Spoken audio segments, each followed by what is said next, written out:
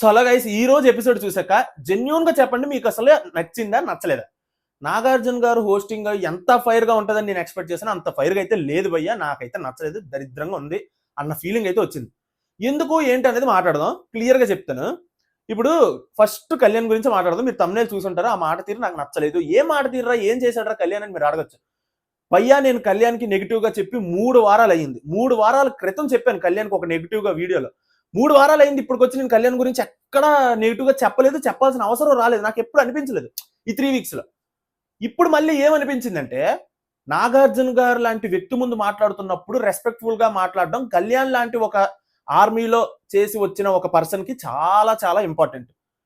ఎందుకు అంత ఇంపార్టెంట్ అంటే, ఇప్పుడు నాగార్జున గారు టాలీవుడ్ లో రిచెస్ట్ పర్సన్, అన్నపూర్ణ స్టూడియోస్ అధినేత, టాప్ హీరో, ఇవన్నీ పక్కన పెట్టండి, లెజెండ్ అది ఇది పక్కన పెట్టండి. ఇప్పుడు నాగార్జున గారి వయసు ఎంత? ఆల్మోస్ట్ 65 ఎంతో అంత ఉంటుంది, నాకు ఐడియా తెలీదు. కళ్యాణ్ ఏజ్ ఎంత? 23. కనీసం ఏజ్ కైనా రెస్పెక్ట్ ఇవ్వాలి కదా. మనం చదువుకుంటున్నాము, చదువుకొని వెళ్ళిన పర్సనే కళ్యాణ్. చదువు నీకేం నేర్పించింది? సార్ అని అనడానికి ఏంటి నొప్పి కళ్యాణ్కి? నాకు అర్థం కావట్లేదు. నేను ఇప్పుడు మీకు ఒకటి చెప్తాను ఎగ్జాంపుల్, మీరు నన్ను ఎన్ని దొబ్బులని పెట్టుకోండి. ఇప్పుడు కళ్యాణ్ గురించి ఒక్క నెగిటివ్ చెప్పకూడదంటే నా వల్ల కాదు. ఇప్పటివరకు అన్ని పాజిటివ్లే చెప్పాను, ఈ రోజు నాకు అనిపించింది కూడా చెప్తాను. మీకు ఒక ఎగ్జాంపుల్ చెప్తాను. ఇప్పుడు నేను ఉన్నాను కంటెస్టెంట్ గా, నాగార్జున సార్తో నేను మాట్లాడుతున్నాను.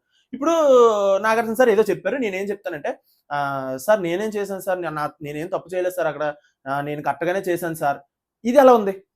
అదే ఇలా కాకుండా నేను ఇలా చెప్తే ఎలా ఉంటుంది ఒకసారి ఊహించుకోండి. కాయిన్ ఫ్లిప్ చేద్దాం కాసేపు. నేనేం చేయలేదు, నేనేం తప్పు చేయలేదు, నేనేం చేయలేదు. ఇది ఎలాగుంది? టోను ఎలా ఉంది చెప్పండి? సార్ అన్న పదం యాడ్ చేయకుండా పదాలన్నీ ఒకటే. సార్ అన్న పదం ఇక్కడ పెట్టాను, ఇంకొక దగ్గర సార్ అని పెట్టలేదు. ఎలా ఉంది చెప్పండి ఒకసారి? సార్ అని అనడానికి ఏంటి నొప్పి కళ్యాణ్కి? నేను కళ్యాణ్ మాట్లాడుతున్నప్పుడు ఏంటి ఇలా మాట్లాడుతున్నారు, సార్ అనరా బాబు, సార్ అనరా బాబు, ఇలాగే అనిపించింది నాకు జెన్యూన్ గా. సార్ అని రావట్లేదు నోట్లో నుంచి. సార్ అన్న పదం పెట్టేస్తే ఏమైంది మనకి? ఆ వయసుకైనా రెస్పెక్ట్ ఇవ్వాలి కదా కనీసం. అసలు ఆ మాట తీరు మారిపోతుంది. కళ్యాణ్ నేను జెన్యూన్ ఇంటెన్షన్ చెప్దాం అనుకున్నా, నువ్వు అక్కడ ఒక రెస్పెక్ట్ఫుల్ వర్డ్ అక్కడ యాడ్ చేయకపోతే ఆ పదం అంతా రాంగ్ లాగా అనిపిస్తుంది. సో ఇప్పుడు ఇక్కడ ఇలాగే జరిగింది. ఏం జరిగింది? నాకే కాదు, మీకు ఎంతమందికి అలాగ అనిపించదు జెన్యూన్ గా కామెంట్ చేయండి. లేదు ఇప్పుడు నేను చెప్పిన పాయింట్ మీకు ఎలిగితే స్ట్రైక్ అయితే నిజమే భయ్యా అలా అనకుండా ఉండాల్సింది అని మీరు అనిపిస్తే జెన్యూన్ గా కామెంట్ చేయండి. ఊరికే దొబ్బులు ఎట్టడం కాదు, నాకు లైక్ చేయండి నా మాటలు మీకు కరెక్ట్ అనిపిస్తే. ఇప్పుడు ఎందుకు ఇలాగ అంటున్నానంటే, కళ్యాణ్ని రమ్యని ఇద్దరిని కన్ఫెషన్ రూమ్కి పిలిచారు. ఎలాగో కళ్యాణ్ టాపిక్ వచ్చింది కదా మాట్లాడుస్తున్నాను. సో రమ్యని కళ్యాణ్ పిలిచారు. దేనికి పిలిచారంటే, రమ్య మనకి అప్పుడు స్టార్టింగ్ లో ఏదైతే మాట్లాడిందో కళ్యాణ్ గురించి, నా మీద కానీ చేయేస్తే కాలు కింద చేసి తొక్కుతా, లాగిపెట్టి ఒకటి ఇస్తా, అమ్మాయిలు పిచ్చోడు, ఇవన్నీ చూపించాడు అనమాట. బిగ్ బాస్ వీడియో ప్లే చేసి కళ్యాణ్కి ఇప్పుడు కళ్ళు తెరుచుకుంటాడు అనమాట. సో ఇప్పుడు ఏంట్రా అంటే, నాగార్జున గారు ఇక్కడ రమ్య గారికి ఏమని అడగాలి అసలు ఏమని అడిగారు తెలుసా? అమ్మ నువ్వు అమ్మాయిలు పిచ్చోడు అని అనడానికి నువ్వు కళ్యాణ్ని జీవితాంతం చూడలేదు, ఒక పాయింట్. తర్వాత అలా అనకూడదు కదమ్మా, 2వ పాయింట్. అంతే, క్లోజ్, బాయ్ బాయ్ టాటా, అంతే అయిపోయింది. అంతేనా? అక్కడ రమ్య ఆవిడ ఇచ్చిన రిప్లై ఏంటి తెలుసా? సార్ నేను ఆ మాట అనకుండా ఉండాల్సింది, అమ్మాయిలు పిచ్చోడు అని అనేసి. నా ఇంటెన్షన్ కరెక్టే, నా వర్డ్స్ రాంగ్ అంటే వర్డ్స్ అవి మనం చూసుకోవాలమ్మా. ఇంకెప్పుడు చుచ్చూ ఇలాగే చెప్తున్నట్టు అనిపించింది నాగార్జున గారు నాకు ఈరోజు. ఏంటి సార్ అది? మేము ఎంత ఎక్స్పెక్టేషన్ చేసాం అసలు. రమ్య ఇప్పటికీ ఏమంటుంది తెలుసా? నా ఇంటెన్షన్స్ కరెక్టే, కానీ నేను మాట్లాడిన పదం తప్పు అన్నట్టు. ఇంటెన్షన్స్ ఏం కరెక్ట్ అసలు?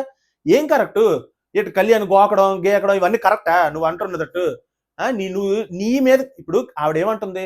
కళ్యాణ్ నా వైపే చూడట్లేదు, నాతో మాట్లాడట్లేదు, నాకు పర్సనల్ గా ఎక్కడ కనెక్ట్ అవ్వలేదు అని చెప్పి ఈవిడే అంటుంది, రమ్య అంటుంది. మరి నీ జోలికే రాని వ్యక్తిని నువ్వు అమ్మాయిలు పిచ్చోడని ముద్ర ఎలాగేస్తావు? అక్కడ కళ్యాణ్కి అక్కడ గట్టిగా అడిగే అంత ఇది రాలేదు, సిచ్యువేషన్ రాలేదు. నాగార్జున గారు పోనీ ఏమైనా గట్టిగా అడిగారంటే లేదు, అడగలే. ఇంకెప్పుడు అలా చేయకమ్మా చిట్టి తల్లి అని అనేసి బయటకు పంపించినట్టు అనిపించింది. చాలా సింపుల్ గా హోస్టింగ్ ఉంది, నాకైతే అస్సలు నచ్చలేదు. మనం ఒక ఫైర్ ఎక్స్పెక్ట్ చేస్తాం హోస్ట్ దగ్గర నుంచి, ఆ ఫైర్ ఈరోజు రాలేదు నాకు. ఎందుకో అక్కడ గట్టిగా ఇంకొంచెం గట్టిగా అడిగితే బాగుంది అనిపించింది. రమ్య చూసారా, ఇప్పటికీ నా ఇంటెన్షన్ కరెక్టే, నేను మాట్లాడిన మాట తప్పు అని అంటున్నారు. ఏం కరెక్టో ఏంటో నాకు అర్థం కావట్లేదు. అక్కడ కళ్యాణ్ నిజంగా ఇక్కడ సార్ అని చెప్పలేదు, ఇక్కడ నాకు చాలా చిరాకేసింది. బట్ కళ్యాణ్ చెప్పిన మాటలు ఏంటంటే, ఇలా వెళ్తుందని నేను అనుకోలేదు, ఇలా పోర్ట్రే అవుతుందని అనుకోలేదు అని చెప్పేసి చెప్తున్నాడు అనమాట. నాకు తెలీదు, నేను మామూలుగానే ఉన్నాను, నేను అని చెప్పేసి నార్మల్ గా ఉన్నాను అని చెప్పేసి అన్నాడు అనమాట కళ్యాణ్. సో ఇక్కడ నార్మల్ గా ఉండడం ఇది కొంచెం బయట చూసుకోవాలని నేను కూడా చాలా సార్లు చెప్పాను. సో అది ఇప్పుడు కళ్యాణ్కి ఎలిగే ఉంటది బ్రెయిన్ లో. బట్ ఇక్కడ అమ్మాయిలు పిచ్చోడు అది ఇది అని చెప్పి కళ్యాణ్ ముందు కాకుండా కళ్యాణ్ వెనకతలు అనడం రమ్యది చాలా బిగ్గెస్ట్ మిస్టేక్. ఆ మిస్టేక్ నాగార్జున గారు ఏదో చిన్నపిల్లకి చెప్పినట్టు బుజ్జగించి ఇంకెప్పుడు అనకే అని చెప్పేసి వెళ్ళిపోయి అది కళ్యాణ్కి జస్టిఫికేషన్ జరగలేదనేమి నాకు అనిపించింది. మీకు ఎంతమందికి ఇలా అనిపించిందో జెన్యూన్ గా కామెంట్ చేసి చెప్పండి. సో ఇది నేను చెప్పాలనుకుంటున్నాను అనమాట. సో ఇక్కడదా నాకైతే మాత్రం కళ్యాణ్ సార్ అన్న పదం తప్పించి మిగతాదంతా ఓకే. కళ్యాణ్ ఇప్పటి వరకు గేమ్ పరంగా కానీ మాట తీరు పరంగా కానీ హౌస్ లో విన్నర్ క్వాలిటీ ఎవరైనా నాకు ఇప్పుడు ప్రెసెంట్ కళ్ళు మోస్తే కనిపిస్తున్నారంటే సీజన్ 9 కి కళ్యాణే నాకు విన్నర్ క్వాలిటీగా కనిపిస్తున్నారు వేరే వాళ్ళకన్నా. ఇది క్లియర్ కదా? ఓకే. కానీ ఇక్కడ సార్ అంటూ నాకు నచ్చలేదు కాబట్టి చెప్పాలనుకుని చెప్పాను. తర్వాత ఇదే మ్యాటర్ జరుగుతుంది కాబట్టి తనుజ గారి గురించి కూడా ఇప్పుడే చెప్పేద్దాం. తనుజ గారిని కన్ఫెషన్ రూమ్ పిలిచారు. ఈవిడ ఒక్కరినే పిలిచారు. పిలిచి మాధురి గారు కూర్చొని మాట్లాడుతున్న వీడియో ఒకటి ప్లే చేశారు. ఏంటంటే తనుజ ఒకటి చెయ్యి కలిస్తేనే చప్పట్లు అవుతుంది, ఆవిడ చనువు ఇవ్వడం బట్టి ఎలాగవుతుంది, ఆవిడ లీనియన్స్ ఇవ్వకుండా ఇదంతా జరుగుతుందా అని చెప్పి మాధురి గారు రమ్య గారు మాట్లాడుకుంటున్న వీడియో ఇవన్నీ చూపించారు. తనుజ గారు కూడా ఫ్యూజులు ఎగిరిపోయి ఉంటాయి. ఆవిడ ఈ రోజు ఎపిసోడ్తో ఒక మెట్టు పైకి వెళ్తుంది. సో అలా జరిగింది ఈ రోజు. సో ఆవిడ ఇక్కడ నుంచి రేపటి నుంచి రేపు కాదు మండే నుంచి గేమ్ అదరగొడతానని నేను ఎక్స్పెక్ట్ చేస్తున్నాను. బర్నీ గారు కూడా ఎలిమినేట్ అయిపోయారు కాబట్టి. సో అదనమాట సంగతి. మాధురి గారు ఇలా అనిన తర్వాత ఆవిడ కూడా చూసి ఫ్యూజులు ఎగిరిపోయింది. ఎందుకంటే రాజు అని చెప్పేసి వెళ్ళి పట్టించుకోవడం, ఆవిడ మీద పడుకోవడం ఎంత ఫేక్ లాగా అనిపించిందని నేను చెప్పాను కదా. వచ్చిన 1 వీక్ ఏంటి ఇంత రిలేషన్, రాజు అని పేరు పెట్టాడు, ఇదంతా ఏంటి అని చెప్పి నేను అన్నాను కదా తనుజ గారి గురించి. ఇప్పుడు మనం చెప్పక్కర్లే, ఆవిడ ఇప్పుడు ఈ వీడియో చూసిన తర్వాత మరి ఇంకెప్పుడు రాజు లేదు, గీజు లేదు, ఇవన్నీ ఇంకా బంద్ అనమాట అని నాకు అనిపిస్తుంది. ఇంకా సరే ఈవిడ కంటిన్యూ చేస్తే ఫేకే, ప్యూర్ ఫేకే ఇంకా. సో ఇక్కడ ఈవిడ ఎక్స్ప్లెనేషన్ ఇచ్చారు. సార్ నాకైతే అలా లేదు సార్, తను చాలా యంగ్, తన వయసు చాలా యంగ్. సో నేను ఫస్ట్ నుంచి నేను రాగన్నా తను ఒక క్రష్ లాగా ఉంది అది ఇది అని చెప్పి నాకు మాట్లాడాడు. సో నాకైతే అలాగ ఎప్పుడు ఏం లేదు సార్, మాకు బాగానే ఉంది అని చెప్పి అన్నట్టుగా క్లియర్ గా ఎక్స్ప్లెయిన్ చేసింది. ఆవిడ ఎక్స్ప్లెనేషన్ కు ఆడియన్స్ కూడా ఓట్లు వేశారు. 88% ఎంతో వేసినట్టు ఉన్నారు సంథింగ్. సో అదనమాట ఆవిడ చెప్పింది రైట్ అని. భయ్యా నేను ఒకటి చెప్తున్నాను, ఆడియన్స్ అక్కడ ఎల్లుల్ని మనం అనడానికి ఏం లేదు, కానీ నాకు అర్థం కావట్లేదు ఆడియన్స్ ఓటింగ్ కరెక్ట్ గానే ఇచ్చారా నాకు తెలియట్లేదు. అంటే ఇప్పుడు ఇమాన్యుల్ విషయంలో కానీ లేకపోతే ఇంకెవరి విషయంలో కానీ ఓటింగ్ అడుగుతున్నప్పుడు వాళ్ళ ఫేవర్ ఏం చెప్పినా సరే మేము వాళ్ళకి ఎస్ అని ఇచ్చేస్తాము అన్నట్టుగా నాకు ఓట్ చేశారు అనిపించింది ఆడియన్స్. ఎందుకు అలాగ అనిపించింది, మీకు అనిపించింది లేదు కామెంట్ చేయండి. సో ఇక్కడ తనుజాకి కళ్యాణ్కి ఈ రోజు లైట్లు ఎలుగుంటాయి బుర్రల్లో. ఎందుకంటే ఇక మీదటి నుంచి కళ్యాణ్ చేంజ్ చేసుకుంటాడని ఎక్స్పెక్ట్ చేస్తున్నాను. మండే నామినేషన్స్ గట్టిగా ఉంటాయి భయ్యా, చాలా వెయిటింగ్. నేను మీరు ఎంతమంది వెయిట్ చేస్తున్నారో కామెంట్ చేయండి. ఇంకో 2-3 పదాలు రాసుకున్నాను, దాని గురించి కూడా చెప్తాను. ఎక్కువ రాయలేదు లేండి, కంగారు పడకండి, మన అంతే గంటల వీడియోలు ఉండవు. సో అదనమాట. సో దివ్య గురించి మాట్లాడాలి. దివ్య ఏంట్రా అంటే దివ్య గురించి మాట్లాడాలి, ఆయిషా గురించి కూడా మాట్లాడాలి. దివ్యది ఆయిషాది శుక్రవారం ఏం జరిగిందో వీడియో ప్లే చేసినప్పుడు ఆయిషా చపాతి కాలుస్తుంటే దివ్య వచ్చి నువ్వు వెళ్ళిపో నేను చేస్తాను, నాకు చాలా రిస్క్ అనిపిస్తుంది ఎందుకంటే నువ్వు కాల్ చేస్తావు చేస్తావు అన్నట్టుగా మాట్లాడింది అనమాట. లేదురా నాకు నేర్పించరా అని చెప్పి ఆయిషా అంటది. ఇక్కడ దివ్య ఏమంటది అంటే నేను మీ ఇంటికి వచ్చి నేర్పిస్తానులే, ఇక్కడ ఎందుకు రిస్క్, ఇక్కడ రేషన్ తక్కువగా ఉంటది కదా అది ఇది అన్నట్టుగా దివ్య రిప్లై ఇస్తుంది. సో ఆవిడ అలిగి వెళ్ళిపోద్ది బయటకి ఆయిషా. సో ఇక్కడ ఈవిడేమో ఏమో నాకు తెలియదు అన్నట్టుగా దివ్య మళ్ళీ తన పని తను చేసుకుంటుంది. చపాతీలు తీసుకొని చపాతీలు ప్లేట్లు వేసుకుంటుంది ఆయిషా తినడానికి. అప్పుడు పవన్ ఇంకొక మాట అంటాడు. ఏమంటాడంటే ఆగాగు ఇంకా గౌరవ్ తినలేదు అంటే కర్రీ వేసుకుంటున్నప్పుడు ఆయిషా కర్రీ వేసుకుంటే ఆగాగు గౌరవ్ తినలేదు. ఇది కొంచెం హట్టింగ్ గానే ఉంటది, ఆయిషాకి కాదు ఆ ప్లేస్ లో ఎవరికన్నా హట్టింగ్ గానే ఉంటది. సో ఆవిడ హట్ అయ్యారు, బయటకు వెళ్ళారు. చపాతీ చూడు దివ్య నన్ను ఎలాగన్నదో ఇప్పుడు దివ్య చూడు ఎలాగేసి ఇచ్చిందని చెప్పి ఇంకా అక్కడ స్టార్ట్ అయింది భయ్యా. ఇదంతా దేనికి చెప్పావరా అని మీరు అడగొచ్చు నన్ను. చెప్తా ఆయిషా గారి గురించి చెప్పడానికి నేను ఇదంతా చెప్పాల్సి వచ్చింది.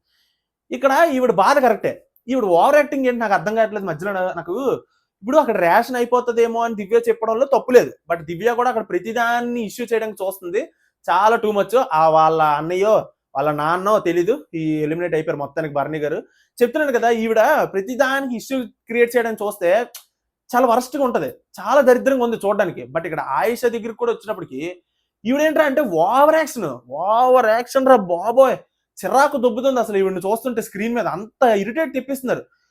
నాకే అలా కనిపిస్తుందా, మీకేమైనా క్యూట్ కనిపిస్తుందో చెప్పండి రా నాయన. నాకు ఎందుకంటే నాకు 1% కూడా క్యూట్ కనిపించట్లే, టూ మచ్ ఇరిటేషన్. సో అక్కడ దివ్య ప్రతిదానికి పెంట చేసుకుంటుంది.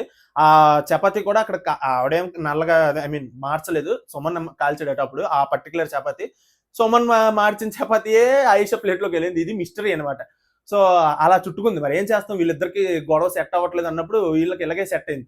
సో అలా జరిగినప్పుడు ఆయిషా మొత్తానికి అయితే భయ్య హౌస్ లో చాలా ఇరిటేట్ చేస్తుంది. నాకైతే పర్సనల్ గా చాలా ఇరిటేషన్ వస్తుంది.